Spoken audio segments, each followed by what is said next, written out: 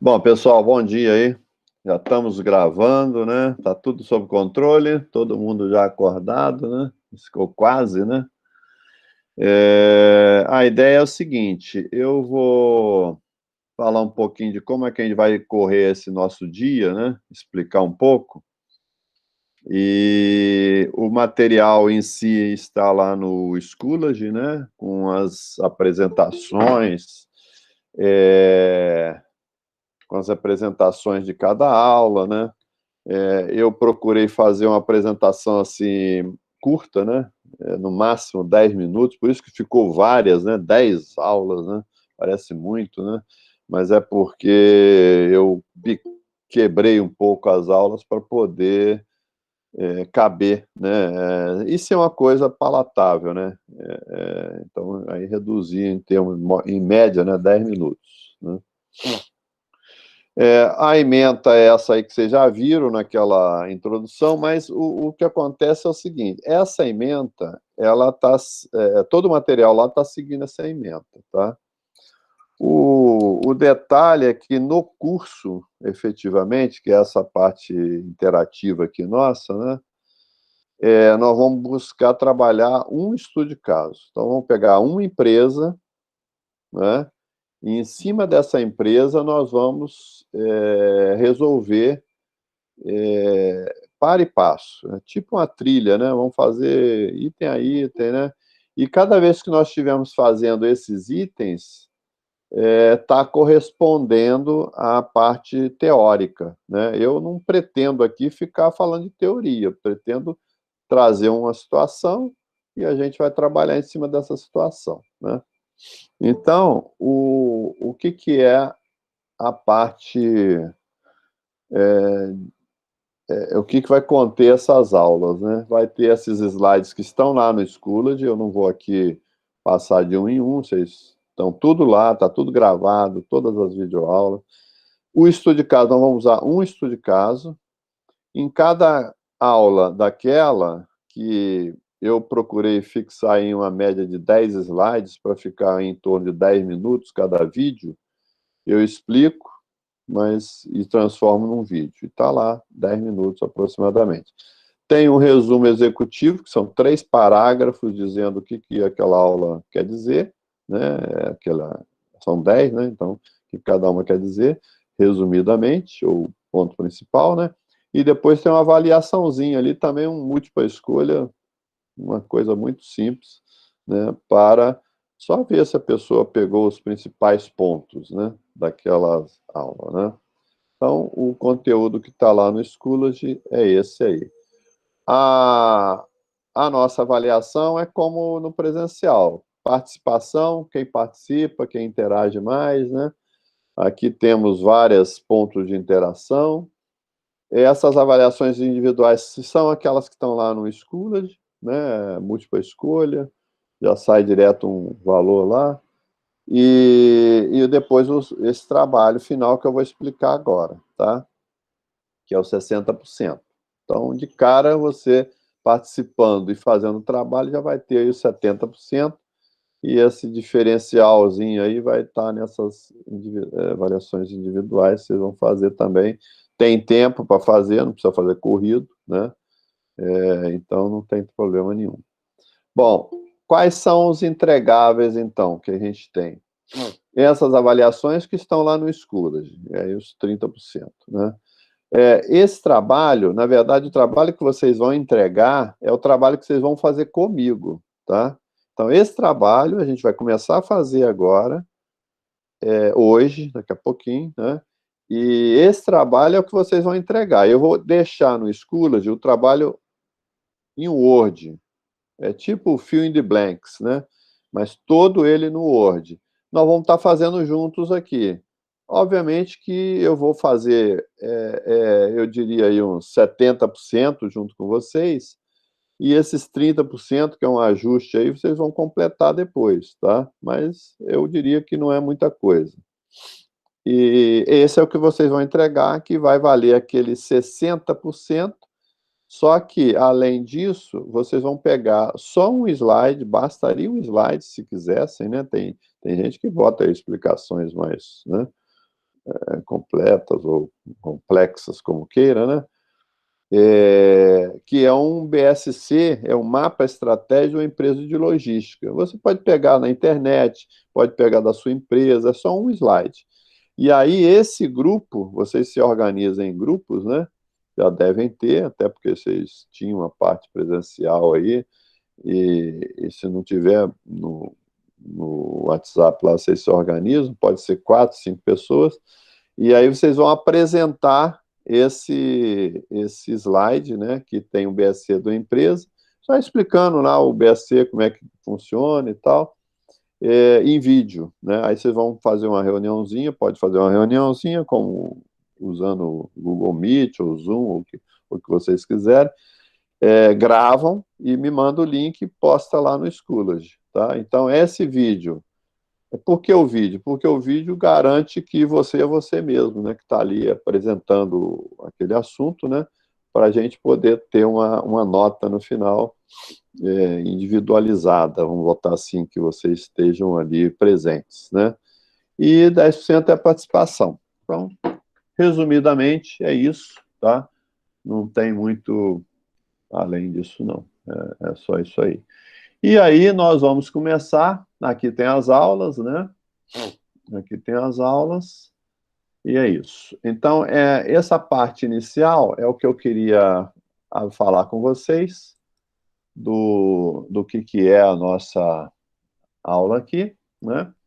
E nós vamos já começar com esse estudo de caso. Eu não sei se está dando para ver bem aí, eu estou observando pelo outro computador, né? Então, eu não sei se não consigo, deixa eu ver aqui, consigo dar um zoom aqui no meu? Dá para dar um zoom maiorzinho, né?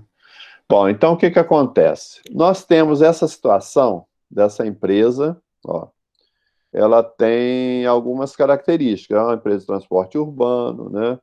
Ela foi criada de uma forma muito inicial, né, com esses 3 profissionais, no Rio de Janeiro, tem um faturamento aí X, né, e aí vai. Tem uma historinha dela aí, é meio que um diagnóstico inicial dessa empresa, tá? Na verdade, eu fiz uma adaptação de um caso real para essa empresa aqui, para a gente poder trabalhar a questão do planejamento estratégico dessa empresa, né? Então, aqui tem todo o diagnóstico, e vocês têm esse arquivo lá no Schoology, quem tiver dificuldade, né?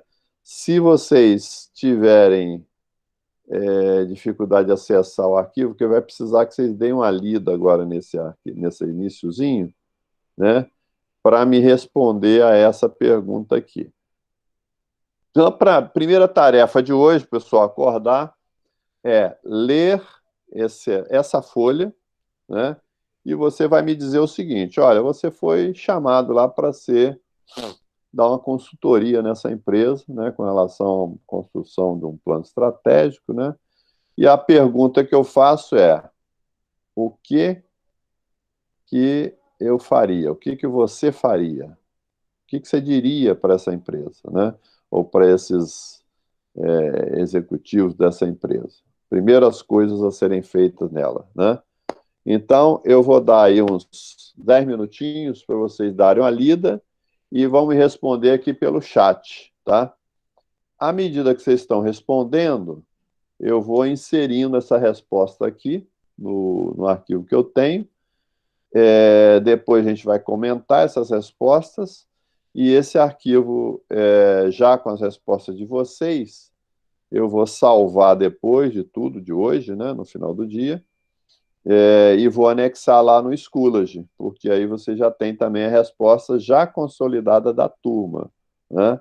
E a partir dessa resposta consolidada, vocês vão preparar, ajustar, né, a de vocês e me mandar esse mesmo arquivo já ajustado por vocês, que seria o trabalho final, tá? Se vocês fizerem grupos, vamos supor, vamos fazer, eu vou depois interagir lá e vamos trocar figurinhas aqui, vamos botar o nome de 4 pessoas aqui que foram que trabalharam juntos. Depois você se reúne lá virtualmente, né?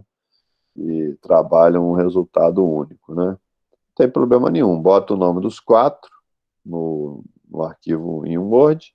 O único detalhe é que os 4 vão postar lá no Schoology, né? Porque senão eu vou ficar doido. Um posta e eu vou ter que olhar dentro do trabalho o nome de cada um, aí vai complicar.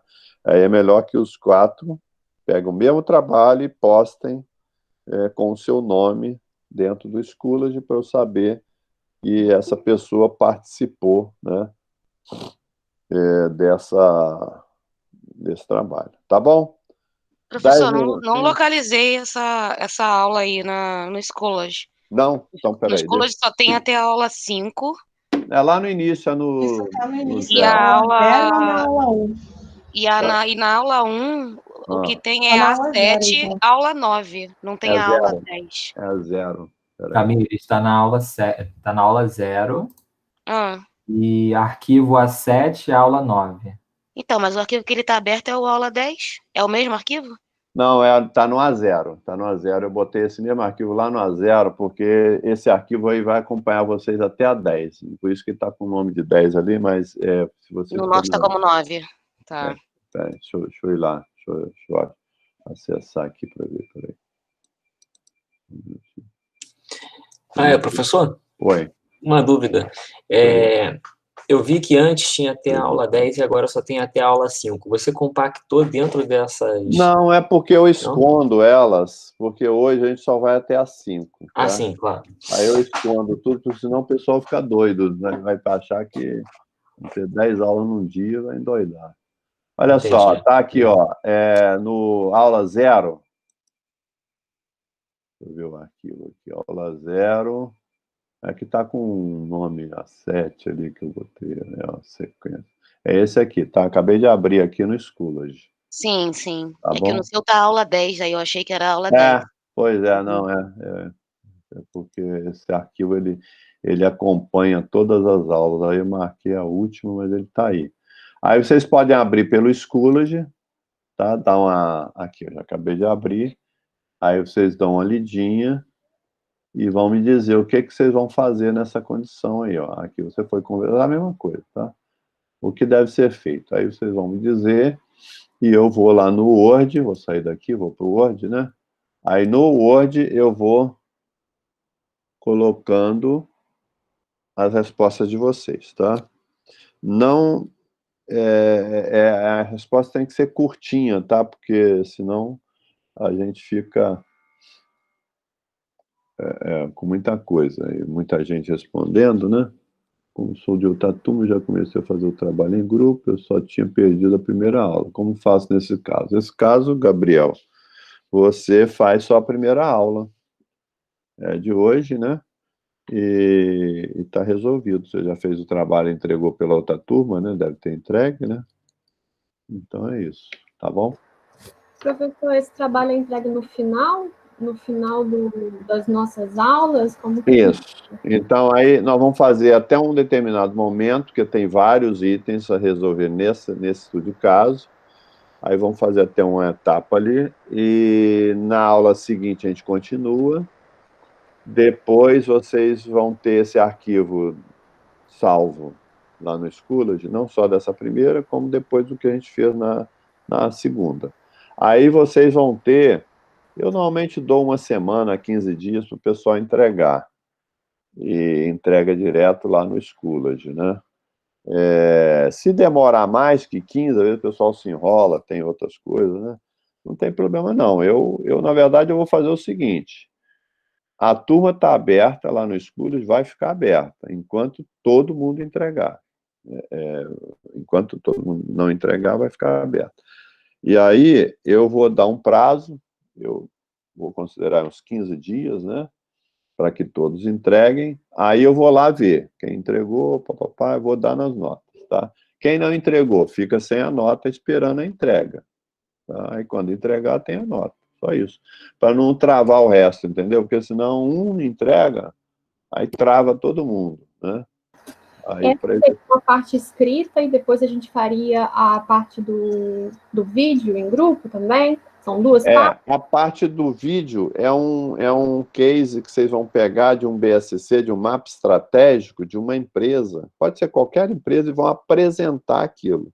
Eu ainda vou chegar lá para explicar o que é que vocês vão apresentar, tá? Mas é um slide só do mapa estratégico dessa empresa. E aí, não tem a ver com esse exercício, não. Esse exercício vocês vão fazer junto comigo, vão completar e vão entregar. E esse outro é o mapa estratégico, vocês vão apresentar e gravar e me mandar o link. Só isso, tá? Tá, perfeito. Obrigada. Tá bom? Mas aí eu vou explicar esse outro ainda que vocês vão gravar. Esse aqui não é para gravar, é só para completar e postar lá. Bom, o pessoal já está respondendo, né? Vou botar aqui, vou ver aqui as respostas. Espera aí, deixa eu ver aqui. Opa. Deixa eu ver aqui onde é que Meeting está aqui. Então, aqui já tem algumas respostas. Aqui tem aqui, ó, construir uma visão, mapeamento, vou copiar essa parte aqui que vocês já fizeram e vou ter que passar para outro computador aqui, senão eu vou dar um tilt, peraí. E aí vou copiar e colar aqui. Tá, agora um minuto só. Aqui. Então, vamos lá. Aqui já respondeu. Yasmin também. Pronto. Já tem mais uma resposta. Yasmin, então vamos lá arrumar aqui, né? Então, aqui é construir uma visão, implementar a cultura da empresa, realizar treinamentos internos, blá, blá, blá, blá. Depois vem um outro, né? Definir os objetivos estratégicos a serem desenvolvidos, curto, médio e longo prazo. Alan, identificar forças e fraquezas. Oportunidade, mapeamento das partes interessadas. Yasmin já falou aqui outra coisa. O professor iniciaria conhecendo melhor os clientes e o serviço, né? Ok. Francine, investir em treinamento. Vamos ver se tem mais coisa aqui. Investir em treinamento. Com base nessa pesquisa, trabalharia a partir da coleta. Vou copiar, colar. Peraí, copiar e colar. Vamos ver aqui. Yasmin, com base nessa pesquisa, trabalharia nos pontos fracos da empresa para melhorar os eficiências. Vanessa. A partir da coleta e tratamento dos dados, definir a gestão, estratégia, objetivos e metas. Francine. Realizar benchmarking. Iniciar pesquisa, né? Está escrito errado. Pesquisa de satisfação do cliente e, após isso, definir os pontos de melhoria. Ok. Mais alguém? Vamos ver aqui. Ver se tem mais gente aqui. Opa, tem mais aqui ainda. Keilane, Marcele. Muito bem. Então, vamos lá. Mais um pouco. Já está dando uma página, já está ficando bom, né? Então, eu iniciaria através da coleta de dados e, através dele, começaria os treinamentos. Ok? Depois vem investir em treinamento. Análise SWOT, papapá. Ok. Marcele. Realizar pesquisa de clima, brainstorm. Identificar pontos de melhoria. Acho que é isso, né? Tem mais alguém? Deixa eu ver. Tem mais uns aqui. Ih, cara, tem mais. Tem bastante, hein? Bom, acho que já está de bom tamanho, né? Muitas colaborações. Vamos ver aqui. Mais um pouco, Gabriel Blanco, que ele falou, mandaria toda a equipe embora e recontrataria. Porra, aí você detona a empresa, pô. Ah, meu Deus. Jorge, é uma estratégia, né? Só não pode contratar Iaba, gente. De resto, tudo é possível. Caramba. O negócio que é contratar a turma é caro, né? Porque toda vez que você contrata alguém, você tem um custo, né? Que é até do treinamento, né? Sim. Até voltar alguém para o lugar que funcione, leva às vezes 4 meses, 6 meses, né? Que é o tempo Sim. que você vai gastar. Realizaram a pesquisa com os clientes, verificar e analisar os pontos, planejamento da circulação de frota, que seja cumpridos os horários. E aí, eu vou concluir aqui. Criar um procedimento de trabalho para realizar treinamento da equipe. Investir em treinamento. Bom, então, pessoal, olha só. Pelo que eu vi aqui tem mais ainda, né? Tem mais coisas. Deixa eu ver se tem mais algum negócio legal. Vai ver que o pessoal já vendeu até... Deve ter alguém que deve ter vendido a empresa. Não, vou vender esse negócio e comprar outra coisa. Espera aí. Deixa eu ver aqui. Aqui, quando é transporte, principalmente urbano, é concessão, né? Então, você já tem aquela linha, né? Identificar pontos de melhoria interno. Aí começa a repetir um pouco, né? Depois aqui, definição da meta geral. E aí, realizar estudos, né? Identificação dos possíveis casos de evasão dos clientes, ok. Entender qual é a demanda. Muito bom. Isso é importante, né? Primeiramente, focaria na satisfação dos clientes, sem ele não tem como sobreviver. Exato. Investimentos em treinamentos, limpeza, higiene, funcionários. Ok.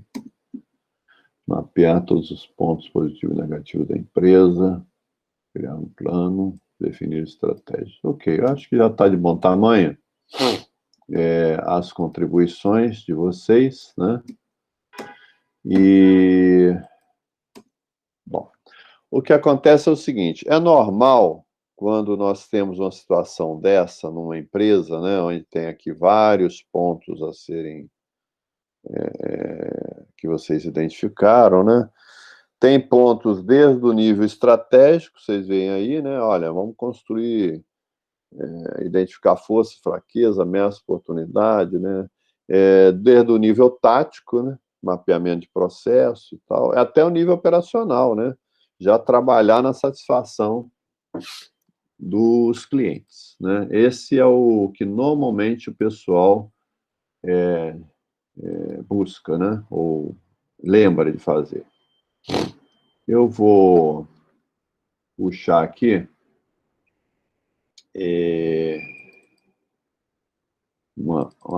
já uma apresentação para apresentar para vocês um primeiro ponto, que é esse ponto aqui. São os blocos de gestão. Esses 3 blocos, a gente tem que ter eles em mente, né?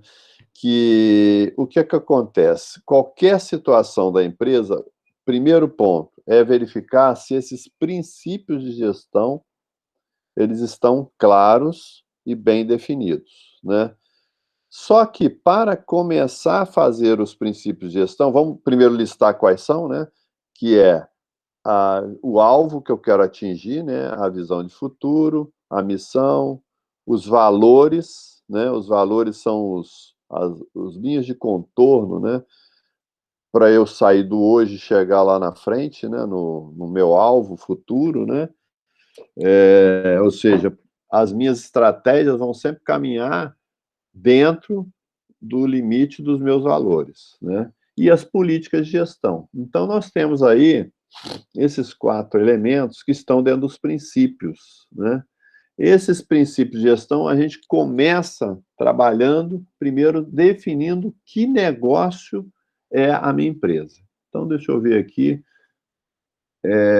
Aqui na frente, nós temos o que a gente chama de pilha de valores. Esse é o primeiro ponto, pilha de valores, né?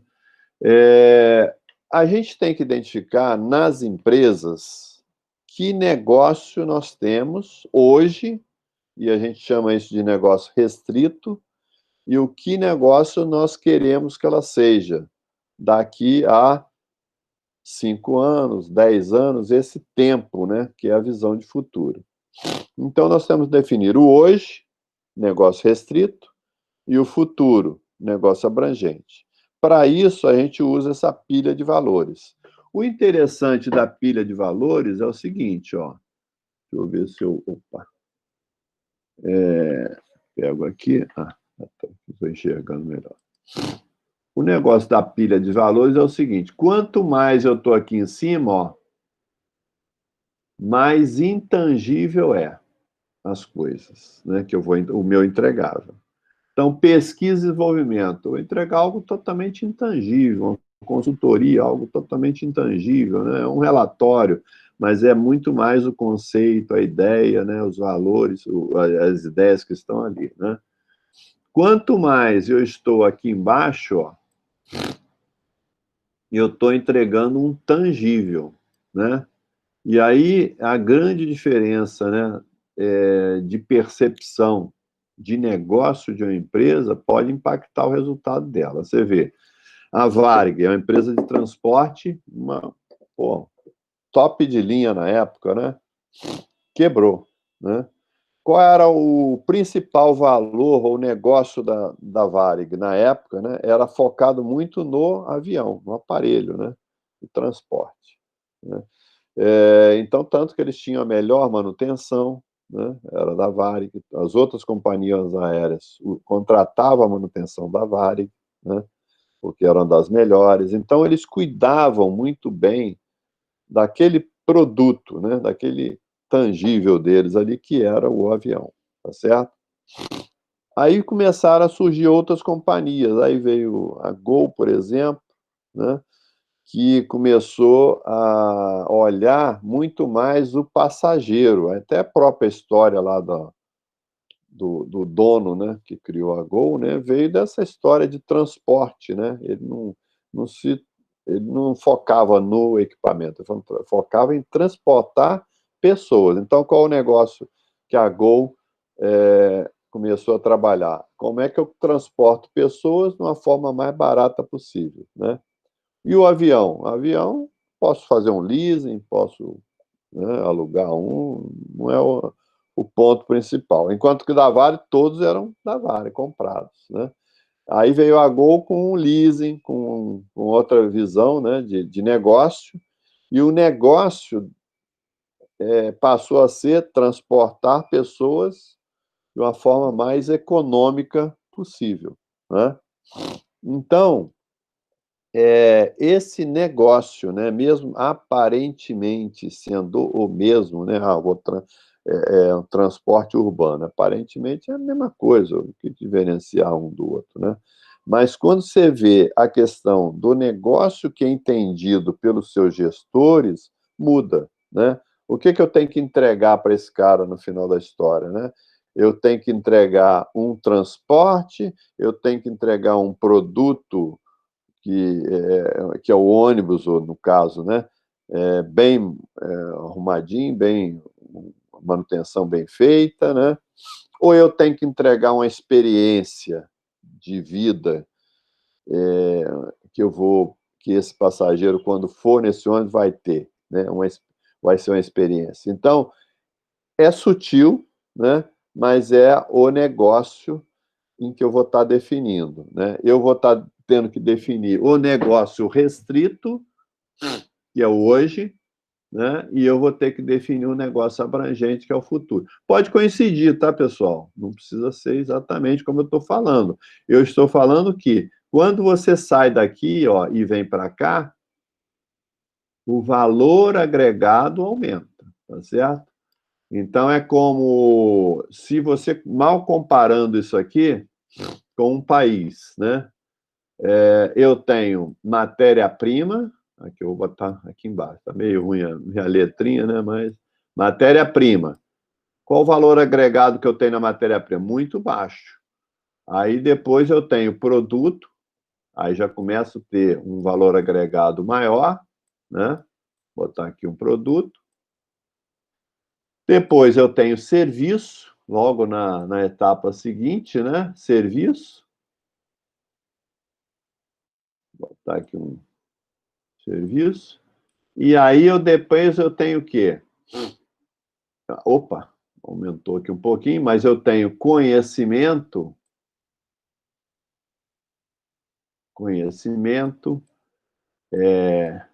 informação, né? Conhecimento, informação, e eu tenho aqui pesquisa e desenvolvimento, que está aqui igual do lado, né? P&D, tá certo? Então, quanto mais eu estou caminhando P&D para essa pilha, eu estou indo do tangível, que eu ganho pouco, relativamente, né? Até o totalmente intangível, né? Que é um investimento pesado para se chegar ao resultado, mas ao chegar a esse resultado, dá tudo, né? Você vai estar doando nessa pandemia, onde está tendo que se investir bastante, os países que estão investindo, né? Na pesquisa, para chegar numa vacina. Chegou na vacina, é um produtinho, formuleta lá, né? Você vai descobrir como é que faz aquilo, né?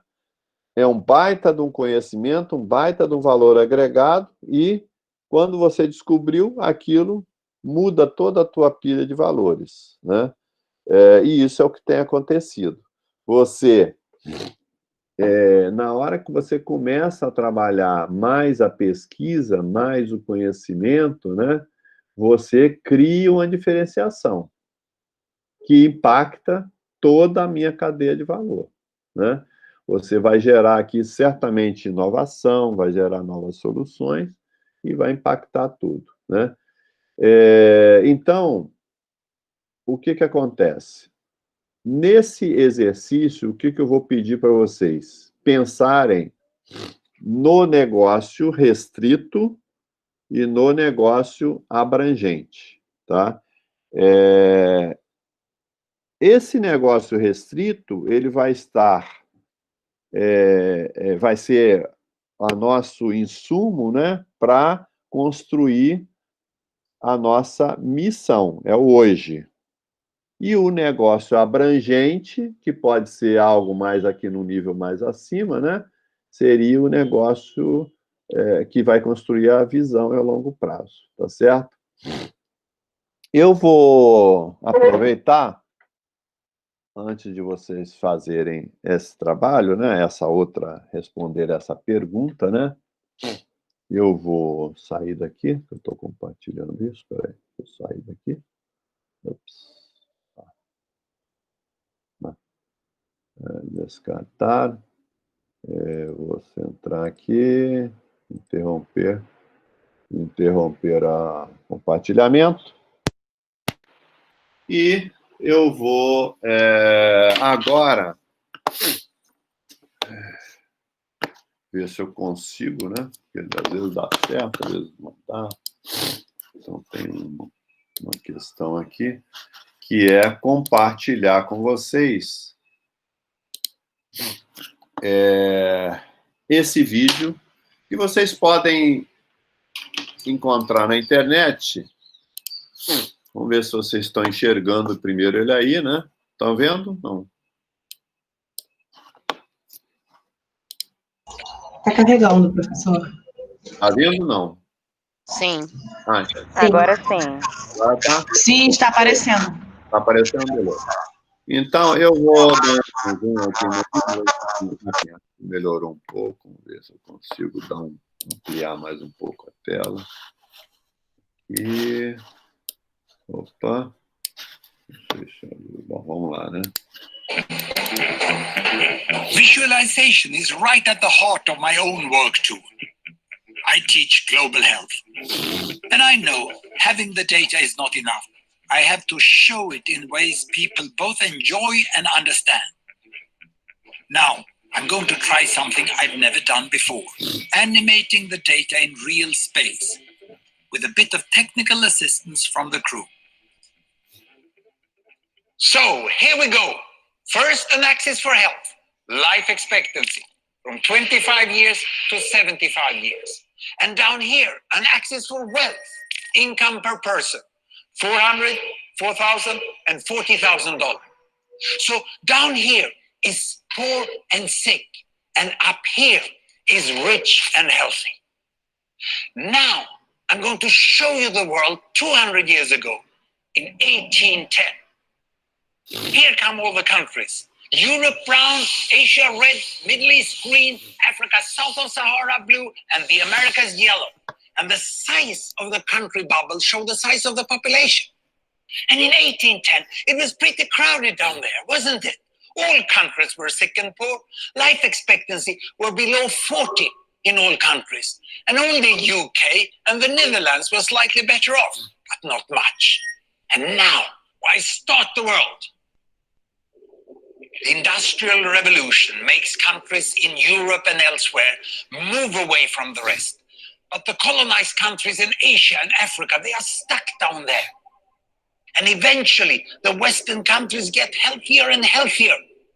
And now we slow down to show the impact of the First World War and the Spanish flu epidemic. What a catastrophe. And now I speed up through the 1920s and the 1930s. And in spite of the Great Depression, Western countries forge on towards greater wealth and health. Japan and some others try to follow, but most countries stay down here. Now, after the tragedies of the Second World War, we stop a bit to look at the world in 1948. 1948 was a great year. The war was over, Sweden topped the medal table at the Winter Olympics, and I was born. But the differences between the countries of the world was wider than ever. United States was in the front, Japan was catching up. Brazil was way behind, Iran was getting a little richer from oil, but still had short lives. And the Asian giants, China, India, Pakistan, Bangladesh, and Indonesia, they were still poor and sick down here. But look what is about to happen. Here we go again. In my lifetime, former colonies gained independence, and then finally they started to get healthier and healthier and healthier. And in the 1970s, then countries in Asia and Latin America started to catch up with the Western countries. They became the emerging economies. Some in Africa follows. Some Africans were stuck in civil war and others hit by HIV. And now we can see the world today in the most up-to-date statistics. Most people today live in the middle, but there are huge differences at the same time between the best of countries and the worst of countries. And there are also huge inequalities within countries. These bubbles show country averages, but I can split them. Take China, I can split it into provinces. There goes Shanghai. It has the same wealth and health as Italy today. And there is the poor inland province Guizhou. It is like Pakistan. And if I split it further, the rural parts are like Ghana in Africa. And yet, despite the enormous disparities today, we have seen 200 years of remarkable progress. That huge historical gap between the West and the rest is now closing. We have become an entirely new converging world. And I see a clear trend into the future. With aid, trade, green technology, and peace, it's fully possible that everyone can make it to the healthy, wealthy corner. Well, what you have seen in the last few minutes is a story of 200 countries shown over 200 years and beyond. It involved plotting of 120,000 numbers. Pretty neat, huh? É.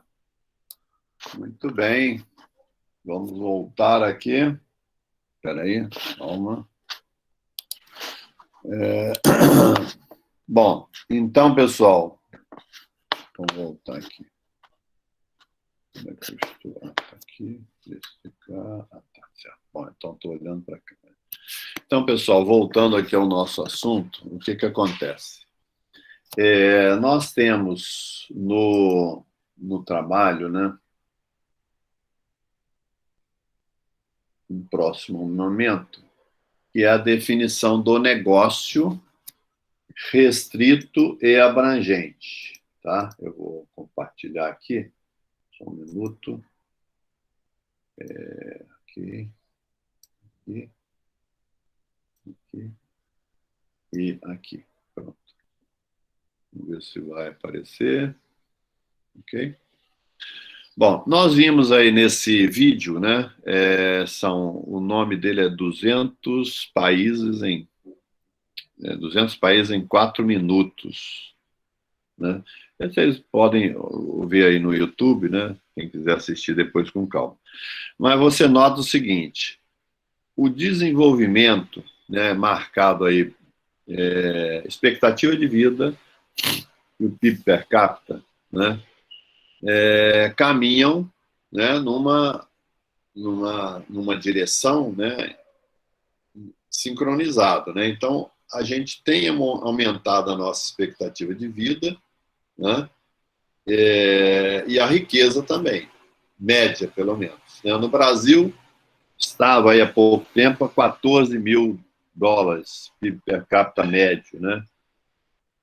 Os países mais ricos estão na faixa aí de 40, 45 mil. Então, nós temos aí 14 mil, aproximadamente, né?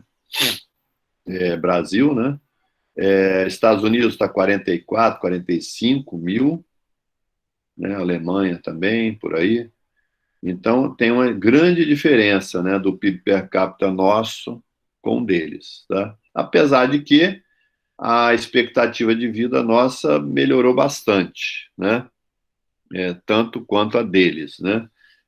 A nossa expectativa de vida na década de 50, 1950, era uma faixa aí de 45, 50 anos. Na verdade, era 50 anos. Né? E hoje a expectativa de vida nossa está em 72, né? Dos países mais desenvolvidos está na faixa de 80 e alguma coisa, 80 e pouquinho, né? Então tem uma diferençazinha aí, né? E demonstra que a geração de riqueza está atrelado, influencia na expectativa de vida, obviamente, porque os países mais ricos têm mais condições de desenvolver soluções para o ser humano, né? Saúde, etc. A gente está vendo isso hoje, né? Claramente, né? Com essa questão de pandemia, né? Influencia na qualidade de vida dessas pessoas, né? E qual é a mola motora dessa história toda? A mola motora é a pesquisa. E para chegar na pesquisa, aí é que está o X da questão, né?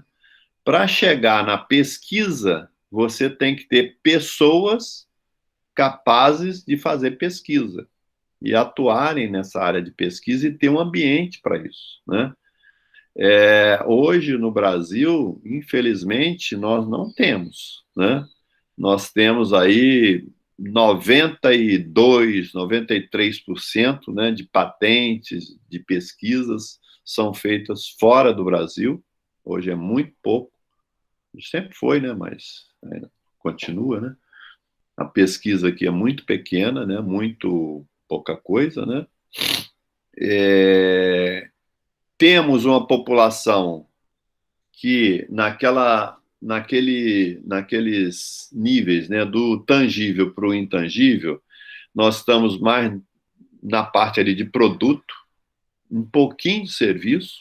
Então tem matéria-prima, produto, serviço, pesquisa, né?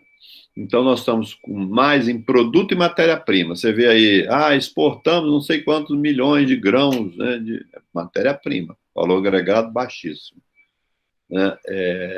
Depois temos produto, alguma coisa em produto e pouco serviço. Então estamos por aí. E como é que muda isso? Esse é o ponto, né? Como é que a gente sai desse patamar indo para um patamar de pesquisa? Só tem uma solução. Só tem uma solução: investir em conhecimento, em gente. Só essa solução. Então, E como é que investe em gente, né? Que aí é uma questão estratégica também, né, de país. Aí eu falo o seguinte, qual é o plano estratégico de um governo americano, de um chinês, de um alemão, né? De um francês, né? O plano estratégico deles, do americano, está na faixa de 50 anos. Então, eles têm, apesar de, né, não conseguirem prever tudo, né, mas tem milhares, eu diria milhares de cenários que são feitos. Desses milhares de cenários, identificam quais os mais interessantes para eles, né? E eles, então, atuam para que aquele cenário aconteça. Isso é o americano, tá certo? Isso é o americano. E o chinês? O chinês, o plano estratégico dele é de 100 anos. Então é um complicador, né? Quer dizer, existe agora essa questão da pandemia, esse rolo todo aí do vírus, de onde veio, etc. e tal. A gente não sabe a verdade. Na realidade é essa, né? Mas, em termos de planejamento estratégico, 100 anos. Qual o objetivo deles, né? A essência? Sobreviver. É onde tem comida, né? Ter soluções estratégicas para alimentar 1 bilhão e quase 1,5 bilhão, né, de pessoas, de um planeta que tem 7 e pouco, quase 8, né? Alimentar essa turma toda, né? É o desafio que eles têm, né? A Índia também é o segundo, né? Um pouquinho até próximo ali na China, né? 1 bilhão e tanto também, né? Só aí já vai dar 3 bilhões e alguma coisa, né? E aí depois vem o resto, tá certo? Bom, então nós temos o americano 50 anos, a Alemanha está nessa faixa também, né, de 50. Eles têm metas daqui a 20 anos, era 25, agora já é 20, né? Daqui a 20 anos, não ter mais uma usina nuclear no país, tudo com energia sustentável. Né? Mudou o primeiro-ministro, pode mudar a política? Muito difícil, porque é uma consciência do povo, né? Se o primeiro-ministro tentar mudar isso, as instituições são muito fortes e o povo também reage de uma forma muito forte, e aí eles não têm muita margem de manobra nessas metas de longo prazo, né? Então, por mais que entre um primeiro-ministro na Alemanha, por exemplo, e queira mudar, não vamos ter mais, vamos voltar a ter uma usina nuclear aqui. Vai ser difícil. Primeiro, que as instituições não vão permitir, segundo, que a população vai para a rua e não vai permitir. Então, é difícil mudar essas de longo prazo definidas, né, junto com a população, etc. Bom, então nós temos essas que têm longo prazo e tem uma perspectiva, né, e um potencial, né, de onde eles querem chegar. Por que 50 anos? Por quê? Quem diz aí por quê? Vamos ouvir um pouquinho vocês aí, eu já falei demais, né? Por que 50 anos, pessoal? Hein? Quem que diz para mim aí? Pode dizer qualquer coisa aí, diz no chat. Lá nos Estados Unidos, eles têm mais costume de fazer previdência privada para poder as próprias pessoas arcarem com a vida depois dessa fase de trabalho, que é a fase de produção. Né? Sim, isso é fato. Mas por que o governo tem um plano que ele abrange 50 anos? A área militar normalmente são 30 anos. Aqui no Brasil é 30, em outros lugares mais ou menos 30 também. Mas o do governo está acima dessa área militar. E nos Estados Unidos é 50, na China tem, como eu falei. E aqui no Brasil são quantos anos? Boa pergunta, né? O Brasil deve ser de 4 em 4 anos, né? O Brasil pega a eleição, o cara está eleito, ele corre atrás dele, dando-se o resto, né? E esse é o grande problema que a gente não tem de longo prazo, a gente não tem. Subordinado a esse de curto prazo, que é 4 anos, né, que é a eleição, né? Tem o único que tem a mais disso é a área militar, que são 30 anos, mas não adianta nada ter de 30 se o outro é de 4, né? Está subordinado a ele. Então não adianta muito, né? Então, o americano, ele faz 50 por causa do seguinte, porque lá ele considera 2 gerações, né? Ele busca atender a 2 gerações, ele quer garantir a vida de 2 gerações, né? O chinês quer garantir de 4, tá? E os outros países, né, França, Alemanha e tal, também 2 gerações em torno disso, né? Então, essa turma, eles estão olhando a população no longo prazo. Quando você olha em longo prazo, o que isso reflete para o país? Reflete, primeiro, educação. Educação.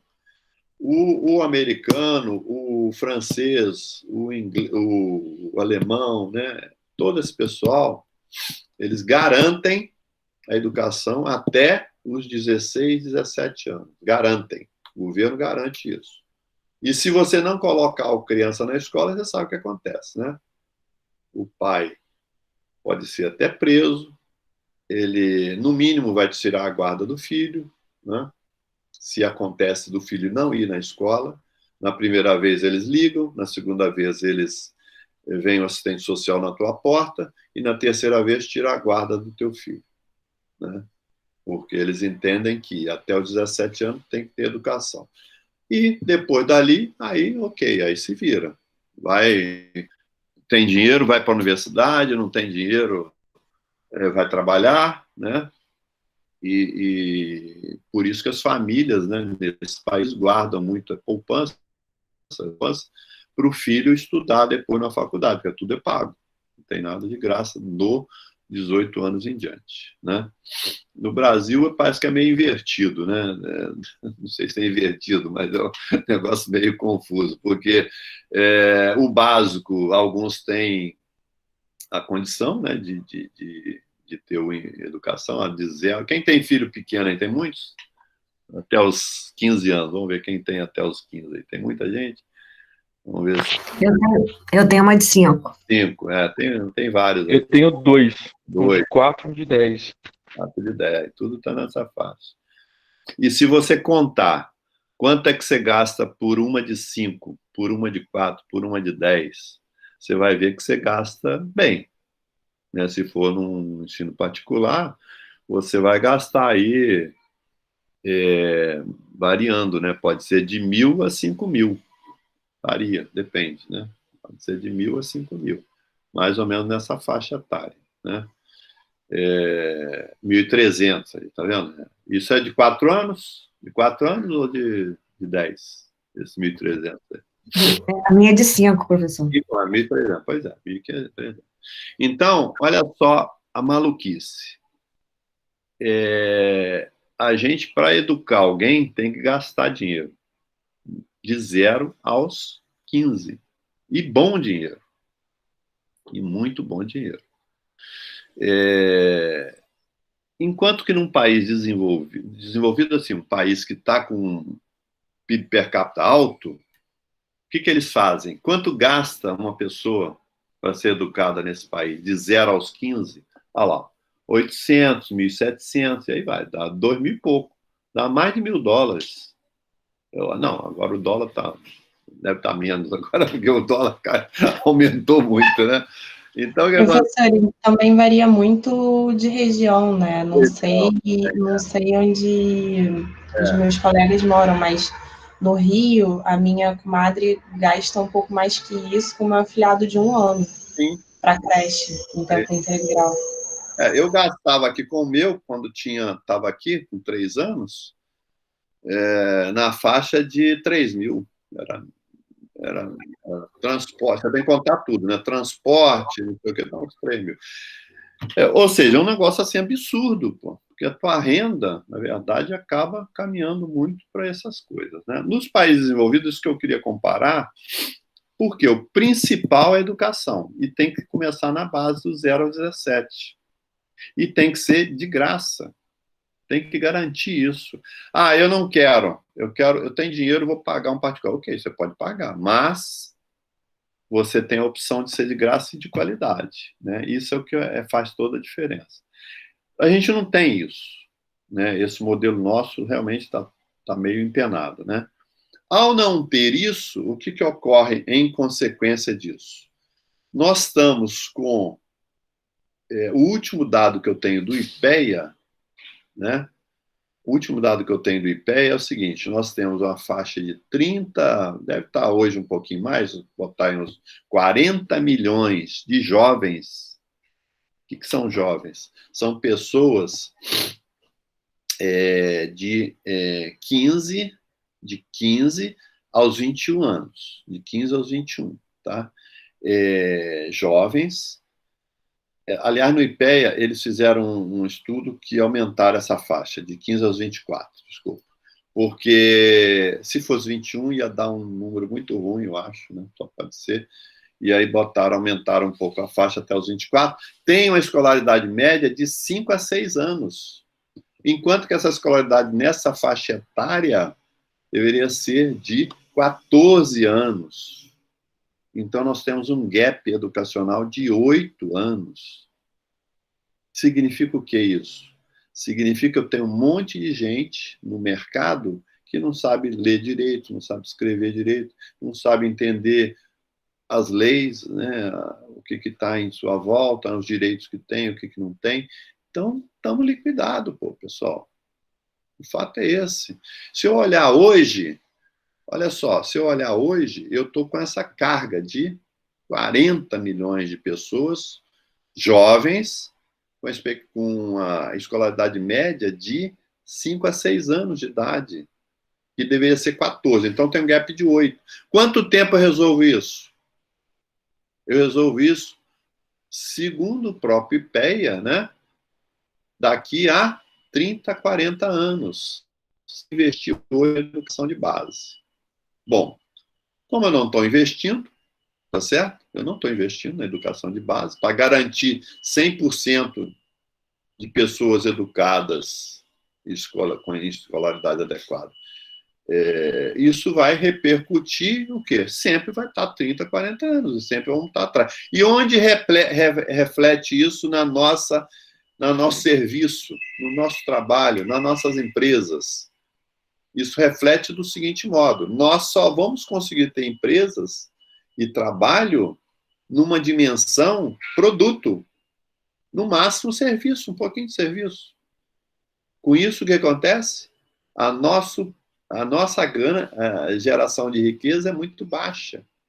A gente gera muito baixa, o nível muito baixo de riqueza. Porque quanto mais a gente escala essa pilha de negócios, mais grana a gente gera, tá certo?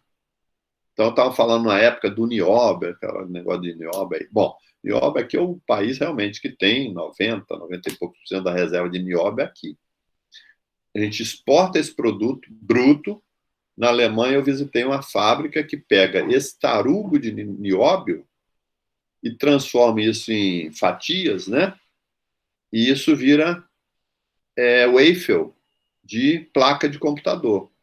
Então, ele pega uma matéria-prima que custa centavos, transforma isso num wafer, né, que vira placa de computador.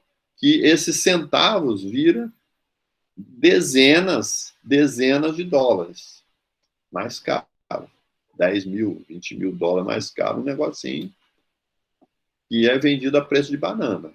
Então, ele lá agrega valor altíssimo, gera um valor altíssimo para o produto e devolve para a gente. É igual o petróleo, né, professor? Produto bruto, né? Petróleo não vale nada, vem refinado para cá, caríssimo.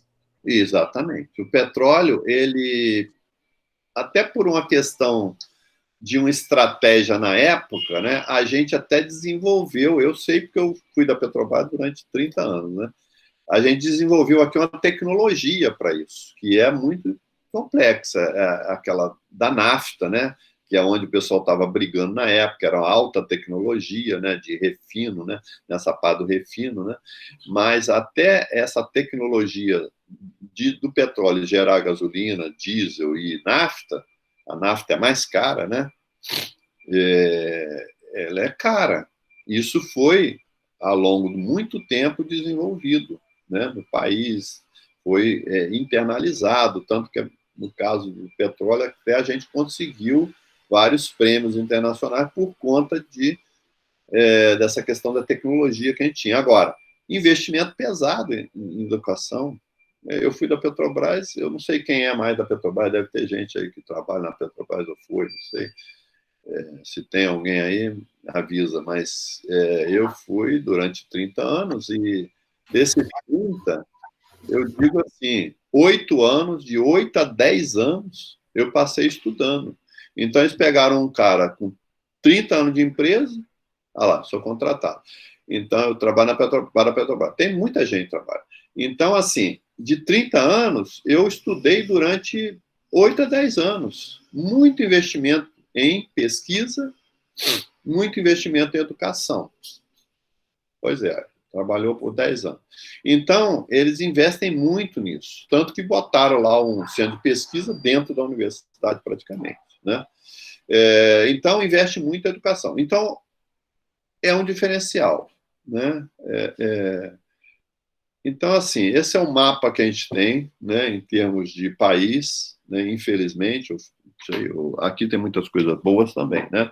Mas nessa parte a gente deixa a desejar, porque a gente vê isso em tudo, né? As ações são tomadas, são todas no tangível, né?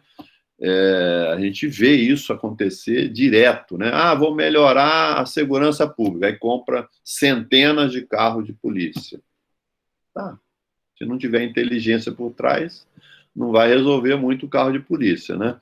Vamos agora ampliar o número de leitos de hospitais, vamos contratar um monte de hospital, né?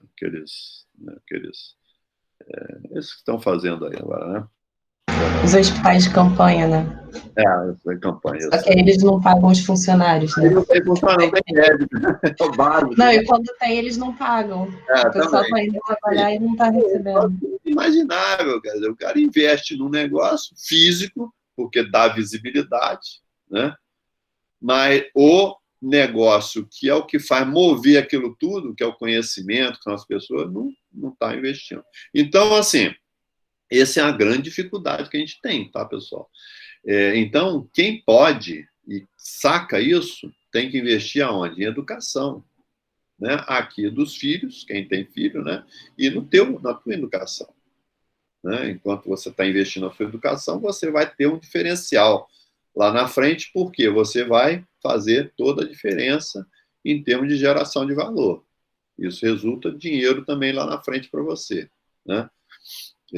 Então, esse é o grande negócio. Com as empresas, são coisas sutis que a gente vai mexer nas empresas, em que vai fazer essa empresa criar um diferencial, né? Então, você vê, grandes empresas hoje, são empresas de tecnologia, né? Você vê a Google, Facebook, tantas aí, né? Agora o Zoom subiu estupidamente, né? Todo mundo tem Zoom aí. Então, são empresas de tecnologia, né? E se você olhar alguma dessas empresas, né, você vê aonde eles investiram, né? A Google investiu em quê? Em conhecimento. Ela não botou o computador lá na tua frente com um Gmail, ele botou tudo de graça, mas de graça em que, na verdade, ela coleta todas as tuas informações, trata essa informação e te devolve de uma forma diferenciada e você aí começa a pagar para ela, né? Então, é algo muito sutil e diferenciado que, às vezes, você nem entende como é que o cara ganha dinheiro. Nem entende, né? Então, você vê, a Google, ela ganha dinheiro como? A partir do marketing digital pesado que tem por trás, né? Você vê que, se você pesquisar nesses cursos aí, agora mesmo a gente estava nas últimas turmas fazendo pesquisa, como é que o cara chegou no curso? É pela pesquisa do Google. Então, quem está lá, dá uma pesquisa ali, quem tiver mais na frente, a pessoa acessa e contrata. Só que quem tiver mais na frente é quem está pagando, ou quem tem muito acesso, né? Então, você pode ou pagar ou ter muito acesso. Se você paga, você vai estar sempre mais ranqueado ali, né? No e-mail, como é que você ganha dinheiro? Eu estou mandando e-mail para vocês aqui sobre o logística, né? Certamente vai ter uma propaganda no entorno, né? Ou na barra de cima, ou em algum lugar ali, que é propaganda paga em cima do tema que vocês estão trabalhando. Então, o que está trabalhando? A relação minha com vocês, né? Então, essa relação é o diferencial, no caso do Google, né? Então, são coisas muito sutis que essas empresas trabalham, olhando sempre essa pilha de valores. Então, o que eu queria passar para vocês, na verdade, eu vou passar um intervalo, né? Que agora estamos, eu começo às 8h30, mas 9h30, 9h40 já dou um intervalo de uns 20 minutos, para depois a gente retomar. Então, o que acontece? Vocês vão me responder, deixa eu ver se vocês estão vendo aí, né? Porque eu estou compartilhando aqui, agora não sei se... A gente está vendo a tela do Word, professor, da Bia. Então, beleza. Então, vocês vão responder o quê? O que é o negócio restrito e o negócio abrangente, olhando aquela pilha de valores, tá? Na pilha de valores, vocês vão ter lá o negócio restrito, na pilha de valores, lá embaixo é o tangível, e lá em cima é o intangível, né? Quanto mais você caminhar para cima, mais intangível. Aí vocês vão ler de novo o enunciado do estudo de caso e vão dizer o que é um negócio restrito e o que é um negócio abrangente. E nós vamos responder aqui depois do intervalo. Pode ser, pessoal? Pode fazer o intervalo agora? Para dar uma... Tá ok, pode sim, professor. Café, tomou café ainda, né? Olha só. O intervalo, nós vamos voltar, nós estamos agora 9h40, né? Vou botar aqui 10h10, pode ser?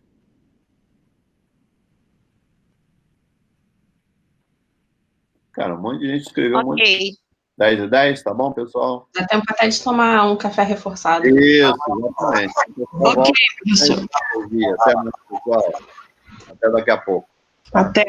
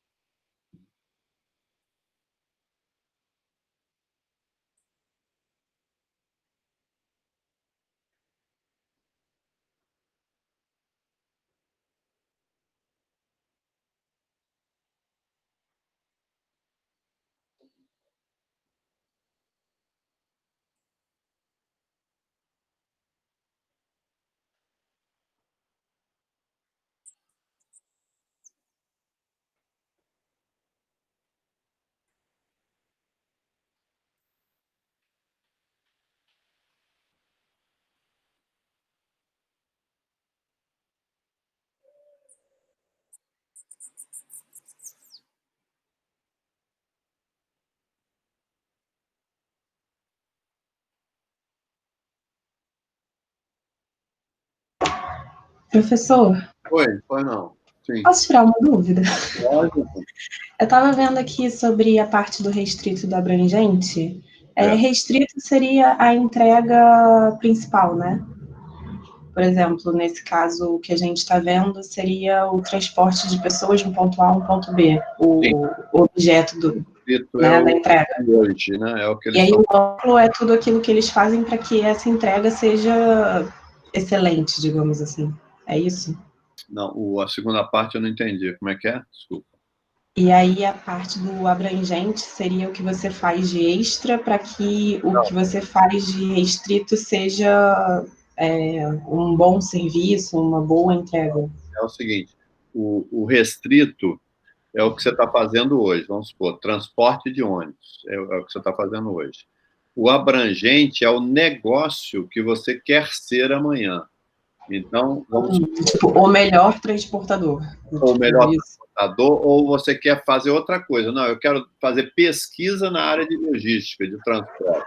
Eu quero mudar de transportador para ser um pesquisador, ou para ser um serviço, um prestador de serviço, e não um gestor de frota, entendeu? Então, é o negócio que o tipo seu líder de mercado, esse tipo de coisa. Então, você tem ideia, por exemplo, em tecnologia, às vezes é mais fácil de explicar. O computador, quem está vendendo computador é negócio restrito. Quem está vendendo desenvolvimento de software para computador já é um negócio que está mais acima, né, no nível mais naquela pilha de valores, na parte de serviço. Então, ele já pula. Eu não vou vender software, eu vou vender desenvolvimento, eu não vou vender hardware, eu vou vender desenvolvimento de serviço. Né? É o mesmo assunto, que é a área de tecnologia, né? Só que o tipo de negócio que ele está prestando é diferente. Professor.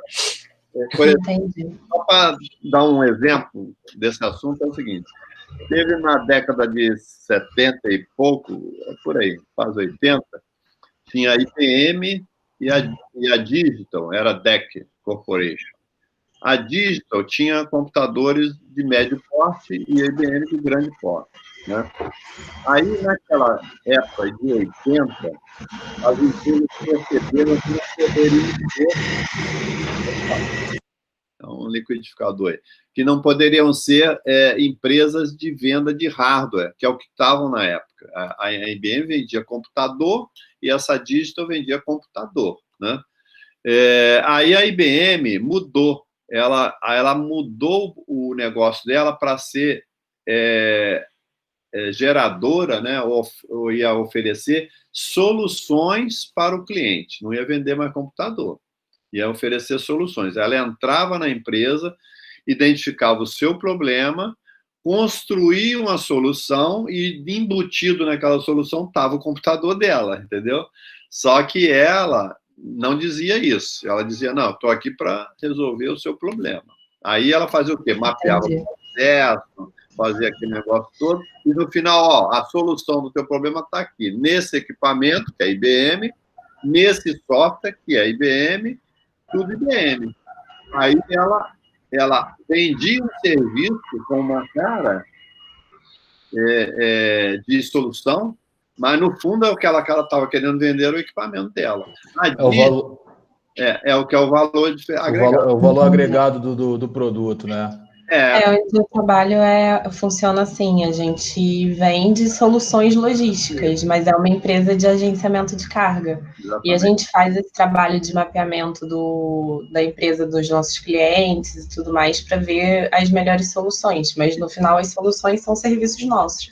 Nem sempre são de fato serviços nossos, porque às vezes eles podem ter uma demanda de algo que a gente não atende, mas a gente de qualquer forma faz esse estudo. Isso, é exatamente isso. Aí você perceber, a Digital, que era outra empresa, só que de médio porte, ela focou na tecnologia. Ela falou, não, eu vou agora vender computador mesmo. Vou vender. Aí quebrou. Ela quebrou. Era uma empresa. Mas o cara apostou na solução de negócio errada, que era vender computador. Né? Começou a querer desenvolver o computador. Pô, desenvolver é caríssimo, a pesquisa é altíssima. e você não vende o computador, você vende o serviço. Na verdade, você está vendendo aqui a solução, pô, né? Professor Marques, bom dia, Francine aqui. Oi, Francine, tudo bem? Tudo bem. Isso é bem interessante o que o senhor falou, porque quando as empresas passaram a sair do restrito para o abrangente, é que elas começaram a ampliar a gama de negócios, né? Sim. Eu falo, por exemplo, porque eu trabalho hoje no Grupo Cosan. Se a gente ficasse limitado, por exemplo, a combustível, lubrificante, nós seria hoje uma das empresas de maior conglomerado que é do serviço de energia, né? Que a gente passou a focar na solução em energia, né? As empresas, muitas, né, que estão ainda no mercado, elas deram essa guinada. Você vê, a própria Petrobras era uma empresa de abastecimento do mercado nacional em petróleo. Aí depois, em 90, 80 e pouco, por aí, eles mudaram a visão deles, né, para a empresa de energia. Aí começou a atuar em energia eólica, solar, renováveis, aí começou a atuar em outras coisas. Numa fatia pequena de mercado, mas começou a botar o pé ali, né? Não evoluiu tanto quanto poderia, mas botou o pé ali, né? Porque petróleo ainda estava dando bastante dinheiro. Agora, eu não sei como é que está, o pessoal está pagando para tirar o petróleo, né? Então, está um negócio... Verdade. O negócio está meio complicado. Mas aí é tudo dessa estratégia chinesa, talvez, né? Os caras fizeram uma estratégia aí para, no final, comprar tudo de resto de barato, né? Mas é isso. Professor, em relação ao exercício, eu até tinha entendido a questão do abrangente e o restrito, mas como ele estava falando ali, né, com base na empresa XPTO, eu acabei colocando que o abrangente dela seria a parte, ela tem uma capacitação voltada para o mercado financeiro e comercial. Está errado, então, né? Não, você pode ter um negócio abrangente. Eu me baseei pelo estudo de caso ali. Você faz hoje, né? Quer dizer, não, eu vou sair do... Hoje eu estou com transporte logístico, né? Ou de ônibus e tal, né? Urbano, mas eu quero trabalhar na área de financeira ligada à logística. Ok, você tem um salto enorme a ser dado, né? A questão é como é que você vai sair. Aí depois é um outro problema. Como é que você vai sair desse hoje, que é transporte logístico, né? Que é o teu ganha-pão, né? Para ir para uma coisa que é totalmente diferente, que é gestão financeira, né? Isso vai ter que montar depois a estratégia para fazer isso acontecer, mas é possível, né? É possível, né? Você está saindo bem de um operacional para ir num nível bem estratégico, né? Isso é eu entendi no sentido de, assim, eles atuam não no foco principal da empresa, né, que seria o transporte de passageiros, entendeu? Por isso que o serviço deles é ruim. Aí eu achei que fosse para colocar o sentido abrangente, no sentido de, nesse caso, não está compatível, né? Não está agregando nada, né? Está desconstruindo. Qual seria o abrangente teu nesse caso? O abrangente seria o fato dele... porque eu acho que eu entendi errado. O abrangente seria o fato dele ter essa competência voltada para o mercado financeiro e não no mercado não na parte de logística de transporte de passageiros, entendeu? Aí você está saindo do negócio de logística, né? Porque o negócio restrito a abrangente é sempre tem uma linha de contorno aí. No caso, porque eu só pensei no estudo de caso, nas informações que estavam ali, entendeu? Sim, mas aí você vai ter que... Ali é o hoje. Você vai ter que sair dali e ir para um outro... É para pegar e pensar no futuro ali, no caso abrangente. Não, beleza. Você vai ter que criar um negócio diferente mesmo, tá? Sim, sim. Não é o que está ali, não. O que está ali, hoje... Estou compartilhando um negócio aqui, né?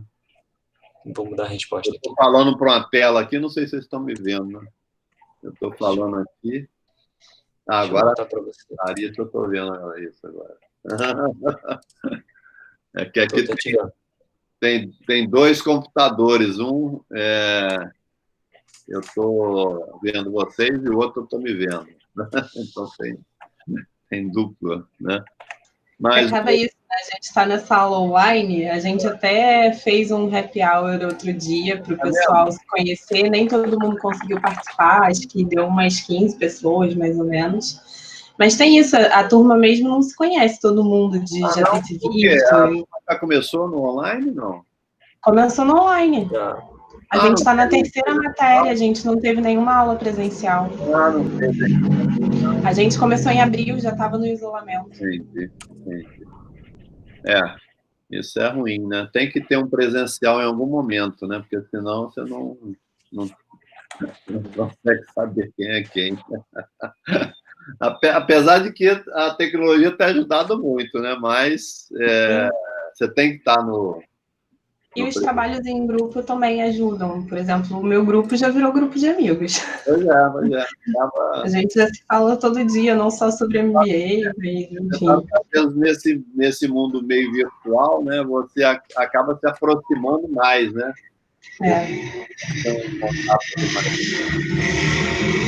Mais da pessoa. E o real é que depois vai definir isso, né? Porque eu já tive uma situação muito engraçada. Eu posso contar ainda? Volto aí, já tem 10 minutos, não posso contar muita coisa não. Mas era assim, que eu conheci uma pessoa que fez uma pesquisa na tese e tal, né? Tudo online na época, né? Já tem um tempo isso.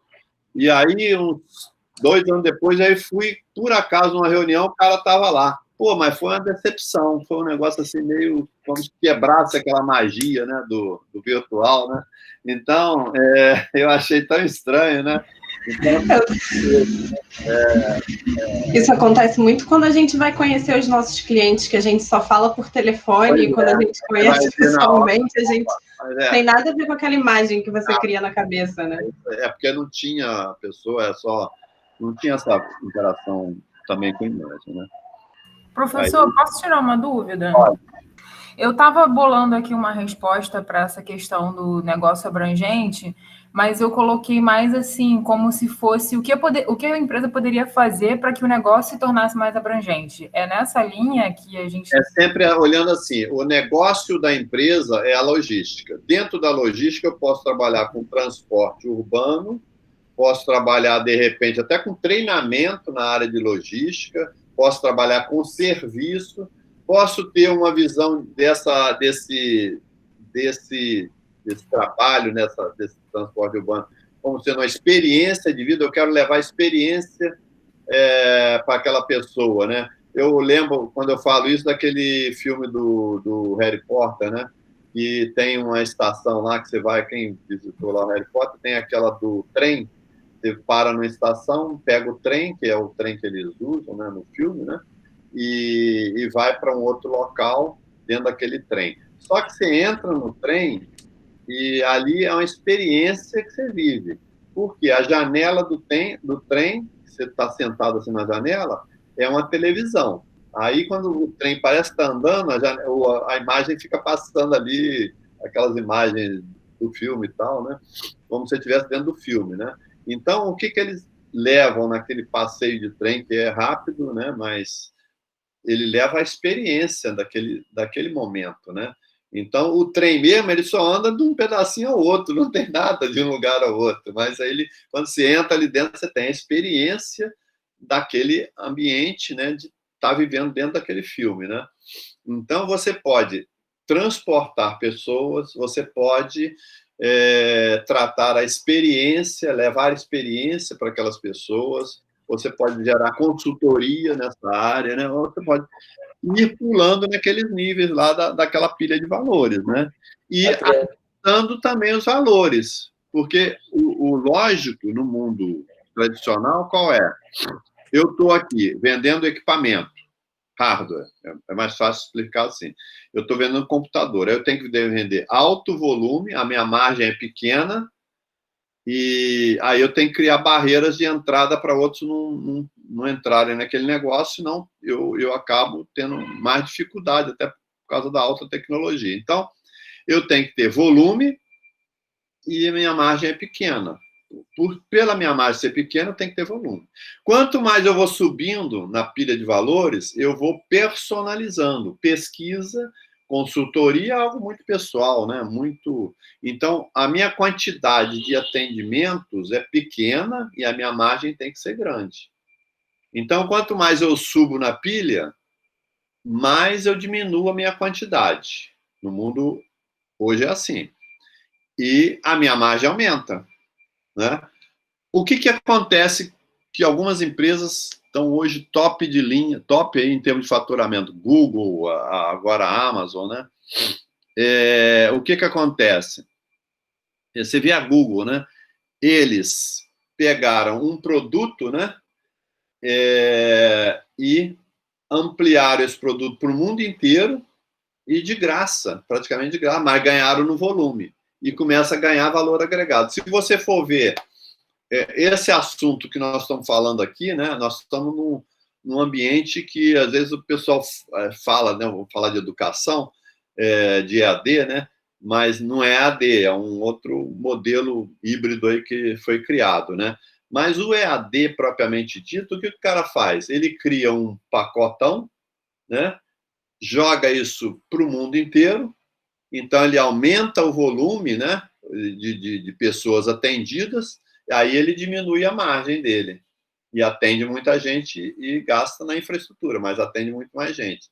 Se fosse um EAD tradicional, né, esse que muitas vezes aparece por aí, onde não tem essa interação com o professor, tudo mais. Quando você começa a ter interação, esse caso aqui está tendo interação, então você não consegue volume alto de gente, você não consegue massificar.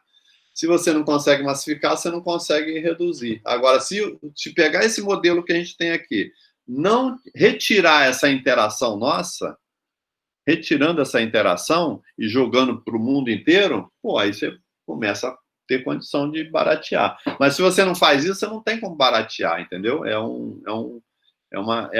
São aquelas equações que ficam ali, né? É a pilha de valor, onde aqui na base eu tenho quantidade elevada, margem pequena. Lá em cima, quantidade pequena, margem elevada. O que eu posso fazer é manipular esses itens, esses atributos de valor, para gerar um negócio diferenciado, né? Isso que eu posso fazer. Professor. Entendi. Então, seria assim, mais para a gente elencar mesmo